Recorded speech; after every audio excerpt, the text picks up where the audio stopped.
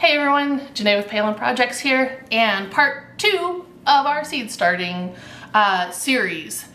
The last episode, or the last video I did, I talked about my very basics of seed starting. So what I used in the past, what I'm going to use this year.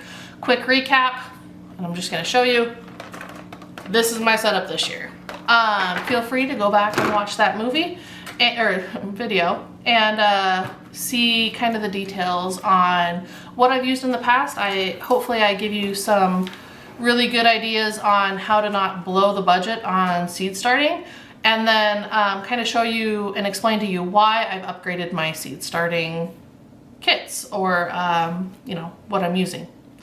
In this video I want to talk about some extras. So not necessarily things you absolutely need, but it, again, makes your life easier.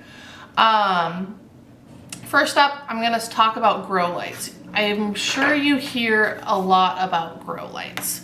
I think it was 2 years ago now, 2 or 3 years ago now. We came across these grow lights from a box store, a department box store, and we got them. I mean, they were pennies on the dollar. I think I got each light like a couple bucks, between like $2 and $5, maybe 10 for the bigger ones, because I do have pretty substantial ones that I've gotten. Again, these can get really spendy. The only reason I got these were because they were extremely discounted, and I wanted to try them out and see if they made a difference. In the past, I have used shop lights, I have used LED lights, and I've used just my straight patio door. You don't necessarily need grow lights.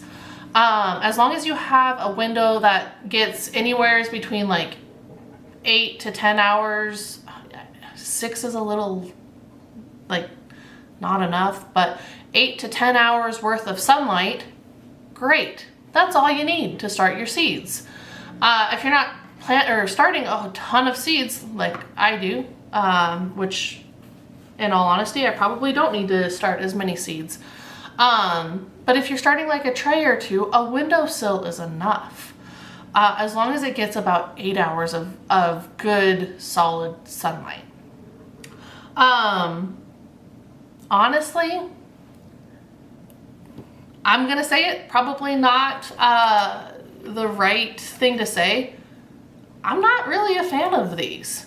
They're obnoxious. These grow lights are absolutely obnoxious. I don't see a difference in my seedlings under the pink or purple light, like the UV-ness. In my opinion, again, on the level that I'm starting seeds, does not bother my seeds one bit. The shop lights, the $10 shop lights that I can use, work just as good. You know, it's no different in my opinion. Do I think you need lights? Again, if you don't have a window that doesn't have 8+ hours of direct sunlight, then yeah, probably you do need some form of light. Does it need to be the typical like grow lights? Not at all.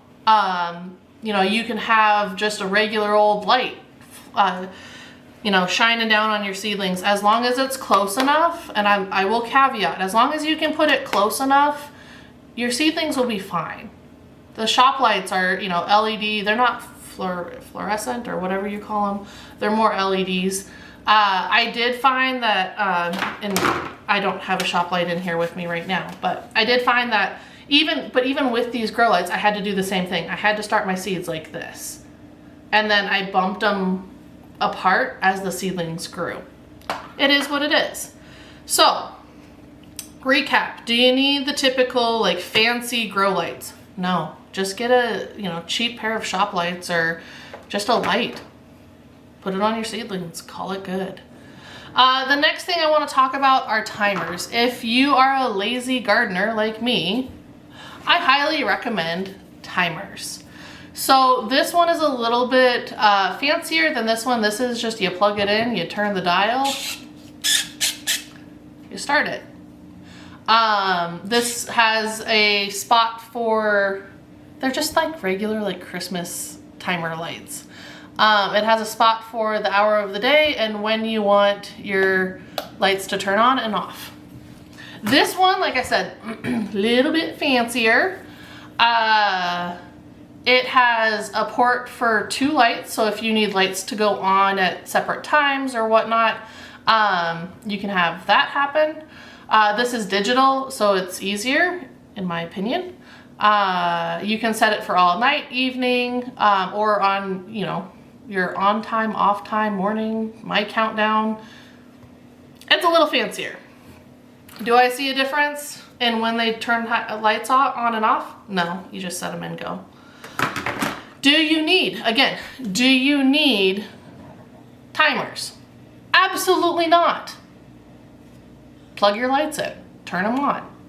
It just helps, especially if you plan to go away on vacation and whatnot, to not have, because you don't want the lights on 24/7 on your seedlings. You need to give them a break. You need to let them rest, just like we do. And so, if you're going away on vacation or something like that, it's nice to have timers so that you don't have to ask someone to start or like to turn on your lights, or it just automatically does it. And then again, if you're lazy or forgetful like me, again, timers they're just nice. That's one less thing I have to remember to do in the morning. Next up, this is kind of a have to have, I will say. We're gonna talk about watering cans. Sprayers in particular, I have other watering cans that I bottom water with. And I guess you don't necessarily need, like, again, a watering can. You mainly need like a pitcher of water that you can pour water in like into the tray and bottom water your seedlings. But until your seedlings get to the point and the size of their roots being able to touch that water in the bottom of the tray, I would highly recommend a sprayer. So I have 2 different sprayers here. I think this one was $5 from, ooh, whack myself in the face, from the Walmart. And this one was like $10 from the Ace Hardware. I do have this one labeled because we do have bug spray, but I have this one labeled as water only. You don't want to mix like your pesticides and herbicides in because you'll kill your seedlings. So I labeled this one as water only. This one's mine. It stays with my seed starting stuff. We no touchy outside of seed starting basically. This has a lot more water obviously than this. This is a gallon. This 48 ounces, 1420 milliliters. Again, this one's a little more complicated in the sense that you have like a vent and it's a lot. And honestly, I didn't see the difference between the two. This one worked just fine. And actually, I kind of liked this one better because it had a thicker of a mist and would actually like wet down the top of my seed starting trays a little bit better. The only problem is when you have a ton of seedlings like me, I'm refilling this like, I think last year I was refilling it 4 times. Just to water my seedlings like every other day or whatever the case was, whatever the cadence was. So take your pick. Again, do you need misters? Probably not. I don't know how you would kind of mist or water. I mean, if you're watering with like a watering can or a pitcher, you might like flood your seedlings and then wash them away. So not necessarily a necessity, but it's definitely a nice to have. What, how like techy you get with your sprayer, you don't need to get techy. This one is actually pretty fantastic, to be honest. I'm a huge fan of this one.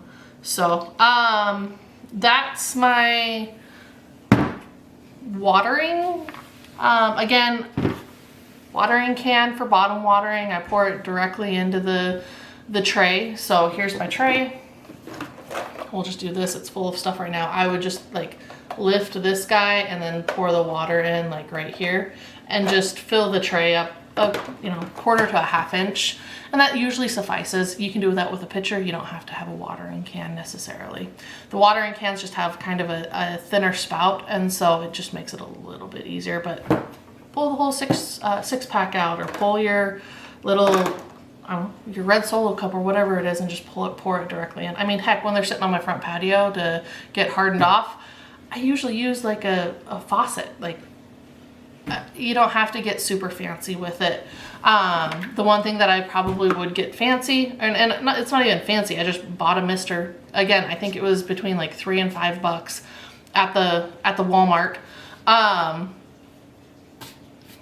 It's not that fancy and it worked great. So, watering, taken care of. My next,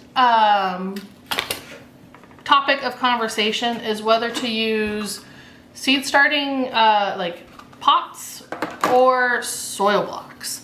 I bit the bullet last year and I got my mini soil blocker. I can't find my big soil blocker. I've shown it to you all before in past videos. It's around here somewhere. It's honestly in my bucket of dirt of seed starting stuff. So I don't know where that ended up after seed starting last year. 10 out of 10 recommend this little mini seed starter. 10 out of 10 recommend the big seed starter, soil block starter. I did get, in past, I've used these little foam trays. You can reuse these, or I've also used the foam trays that like meat comes on. I didn't have my big soil blocker before, but I found it. It's a beast. It does work. See? So it creates 4 blocks at once. I've had this soil blocker for 2 seasons, 3 seasons. This is either the 3rd or 4th season that I've had it. I love it. You do have to get the soil just right. Like, you have to get the soil, which is like just wet enough that it'll stay formed, but you can't get the soil too wet because then it falls apart. So it's a little bit of a learning curve if you haven't done soil blocks before. And then last year I bit the bullet and I got the mini. So with this one, I think you can do, I don't even know, 20. You can do 20 mini soil blocks. What I've found with the mini, it's great for starting seeds. And then basically when they germinate and get a little bit of size, so I would say like their first set of true leaves, that's about the time that they need to be potted up. What you can do is you can up pot from this little guy into these guys. And my idea this year is, among using plug trays, is up potting into these. Like these for flowers for sure. And then I don't start my vegetables in mini soil blocks. I only do, is that a true statement? I only did flowers last year, I think. I know for a fact I didn't do tomatoes and I didn't do peppers. Both of those are, in my experience, grow so fast that mini soil blocks just wouldn't work out for me. And my time frame and like how much time I have to do gardening stuff versus family stuff and working and etc. It would not be worth it for me to do mini soil blocks for vegetables. So I either do the big ones. I've done brassicas, so your broccoli, cauliflower, artichoke, Brussels sprouts, broccoli, cauliflower, cabbage. I've done those for the past couple of years in these soil blocks, and boy howdy do they love it. So I probably will stick to soil blocking the brassicas, the big soil blocking on the brassicas, and then mini soil blocking for my flowers. I have done tomatoes and peppers in soil blocks.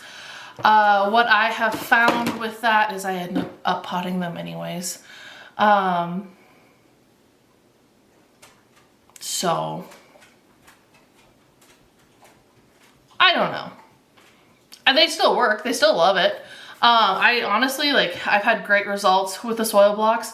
The roots don't get bound up. They have room to breathe, and they just do wonderful in the soil blocks. So with the mini soil block though, and no, that would be a false statement. I haven't used these with the big soil blocker.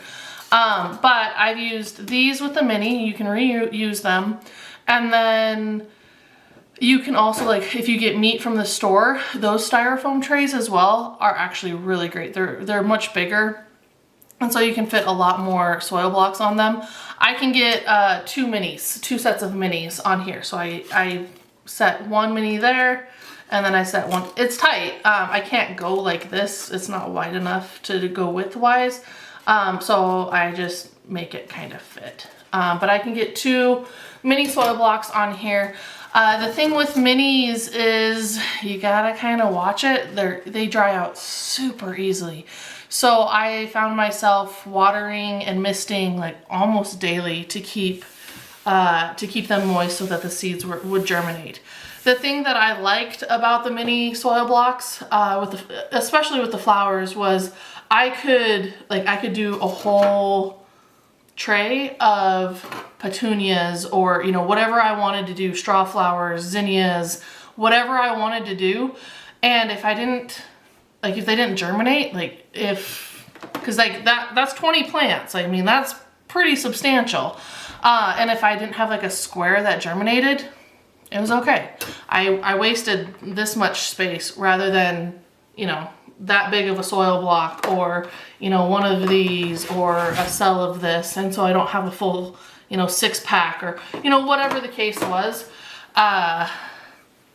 It was just easier to do flowers in the mini soil block. At least that's what I found. I'm not, like I said, not a huge fan of doing vegetables in the mini soil block. I enjoy doing vegetables in the bigger soil block, and that's purely my time frame. So again, nice to haves, not necessities.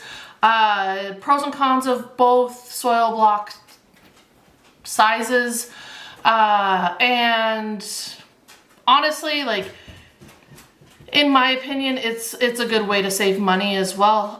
Those big soil blocks, like I said, if you didn't have to, like, especially like with the tomatoes and stuff, if you didn't have that like iffy window of, you know, 3 to 4 weeks, like I do, whether we could have like a really late spring or a really early summer, the big soil blocks probably would work out for like the tomatoes and peppers and stuff. It's just, I have that like iffy window, and so it's just better when I up pot, or like I have actual pots for those two in particular. I mean, I've had brassicas in the soil blocks well into like June, July, and I plant them out, like I rip them apart, plant them out, and I've gotten beautiful cabbage heads, like massive cabbage heads. So it's not that it can't be done. It's just my preference. I have 2 more items in my like nice to have realm of seed starting. And the first one is a heating mat. This came in a pack of 2, I think, and I think I got them off of Amazon. Actually, I think I was given them. I don't think I bought them. I think I was given. I know they came from Amazon though, because I gave this person the Amazon link. But I believe this particular mat comes in packs of 2. And why I say this is a nice to have, not a have to have. Honestly, it's been like 2 years of me using heat mats, and take it or leave it. In my experience, it has, like, the seeds have a higher or a faster germination rate, not a higher germination rate, but a faster germination rate. So like I see my seedlings faster, but if you don't remember to take these off and turn them off, your seedlings will get leggy fast. And honestly, it's not needed. Like if you're just not impatient and just throw them up there, great. I know there's a couple like seeds or types of seeds that they require a certain temp to germinate, and so I don't do that. Like I am a lazy gardener. I will flat out say it. I am a lazy gardener. So do I need a heating mat? No. Am I impatient? Yes. Does this help with the impatientness? 100%. So I do have, I think I have 6 of these. I like them. They just help my seedlings kind of germinate faster. And we keep our home a little colder. We're here in Montana. It's -10 outside right now. Like it just helps to keep that area where I'm starting seeds, because I do cover my seedling rack. It keeps it a little warmer. So that's a nice to have, not a necessity whatsoever. Like it's just because I'm impatient. The next thing, and this one sounds kind of stupid, but good old-fashioned pen and paper. Why I say this is for record keeping purposes, and I am terrible about it, to be honest. I wish I was better so that these last 7 years I could go back and see my notes of when I started seeds, what worked best, how many seedlings I started versus how much I got in the ground, so I could actually like manage my seed starting needs. Because I feel like every year I'm like gung-ho to start seeds, and then I actually get into it and it gets overwhelming. So this is something that I want to be better about this year, and I'd recommend for you as well. It doesn't have to be a notebook. Just get regular, you know, copy paper, printer paper, or find an old notebook lying around. I think this one was $1, 50 cents maybe. We get them when they're on sale for school. We just get like a pack or 2 and use them for a variety of things. So yes, pen and paper. So those are kind of like my nice to haves, not have to haves. If you want to go on the cheaper end of seed starting, you definitely do not need these things. Will some of them make your life easier? 100%. Will some of them save you some money in the long run? 100%. Yeah, it's kind of what my seed starting has evolved to, and I'm still kind of like finding my way through these tools to, you know, be what I need for seed starting. So if you have any comments or questions, please leave them below, and we'll see you in the next video. Thanks everyone. Bye.